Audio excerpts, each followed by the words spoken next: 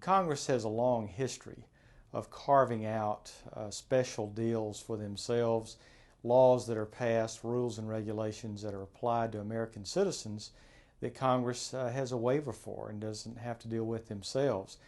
Senator McGovern is known to have said that while he was in the Senate, if he had any idea of the impact of the laws he was passing, later when he got into business and learned the impact they had, he would have never done that.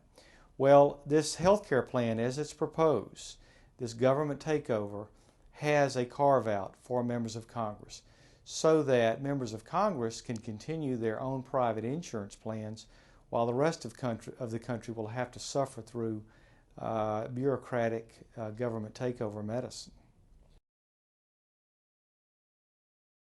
Well, we put this resolution together, House Resolution 615, with the express idea that if a member of Congress votes for this single-payer government takeover plan, that he or she will be willing to sign up for it. Very simple. We have had quick, dramatic response from Republicans. Over 55 have signed it, starting with Leader Boehner and going down. We have also put on the internet a petition for constituents across the country to sign up. We've received calls and contacts from constituents in all 50 states. We have over 20,000 signatures, individual signatures to petitions of individuals who are interested in their congressperson to sign on to this. Well, the Republicans have put together an alternative. We completed that weeks ago, but because we're so outnumbered, we're not able to get it even through a committee. It gets batted down very quickly. And the Republicans are very interested in health care reform. I even campaigned on health care reform coming here as a physician and now a new congressman. We want to see the insurance market, the insurance companies, the system reformed. It needs reform badly where there's no such thing as pre-existing illnesses, that insurance policies are portable, that there's affordability. People who maybe are close to the poverty line get some subsidy from the government, that we create strong incentives for healthy adults who are not entering into the system and putting their dollars into it to do so, because they're oftentimes the ones who end up being treated without insurance. We could cover a lot of people and without any additional cost if we did that. On the other hand, what is proposed is a system not unlike Medicare and Medicaid, which would be government run, would be bloated, would be inefficient. And Medicare, as we know it today, has been able to exist only because the private insurance market has been able to subsidize it to the tune of $1,800 per family per year.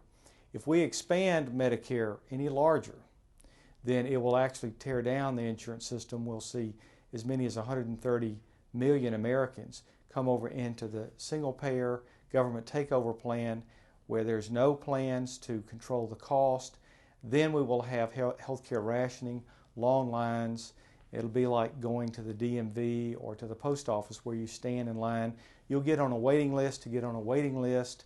We'll see the same sort of horrors that we see in Canada and the United Kingdom today. And in those countries, there's a vast difference between the survival rates of certain cancers, namely breast and prostate, than what we have here. And it's because of the waiting lines. They suffer there. Well, the President has already proposed gutting Medicare, reducing income to Medicare, also taking away reimbursements to hospitals. The rural hospitals are particularly vulnerable. Many of them have closed already. Many communities have fewer doctors today than they did 10 years ago. Medicare recipients are having more and more problem finding doctors that will see them. Because you have to understand, Sergio, that, and I'm still a practicing physician, if too much of a percentage of my practice becomes Medicare or Medicaid, then I could go out of business because Medicare does not fully reimburse the cost. We depend on private insurance to make up the difference. And so with this plan, it locks us into the low Medicare reimbursements, and there won't be a private insurance out there to make up the difference. There has not been a single Democrat to sign on. And we have reached out to them. We reached out to Henry Waxman and the Speaker Nancy Pelosi, have not had any takers. The Blue Dog Democrats, of course, are very concerned. They're receiving tremendous pressure from their constituents to get them not to support this in the same way that my constituents don't want me to support it, which I agree with. And so they're reluctant to go public with anything, and they won't touch this at all. But it's really a very simple thing. It just simply asks that if you're a congressman who votes for a government takeover option, which will actually end up in a government takeover of the system, that you'll be perfectly willing to accept that system for yourself instead of the private plan that's carved out for us in that health care plan. And I'll also mention one other thing, Sergio, that's important that a lot of people don't know, is this health plan provides for taxpayer-funded abortions.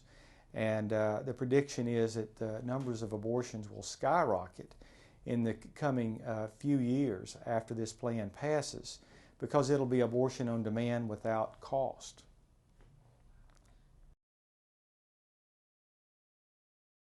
Well, first of all, they can go to my website, fleming.house.gov. That's Fleming with one M, Fleming.house.gov.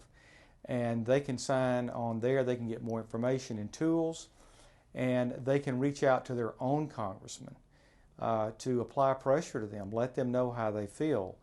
Particularly those blue dogs, the 50 or so Democrats who come from conservative districts as I do, they really need to hear, they need their constituents to back them up, because they're stuck between Nancy Pelosi, who is strong-arming them to support this bill, and their constituents. And the louder their constituents are and the more supportive they are, that look, if you're going to vote against this, we're with you. But if you're going to vote for us, then we're going to find another congressman to represent us.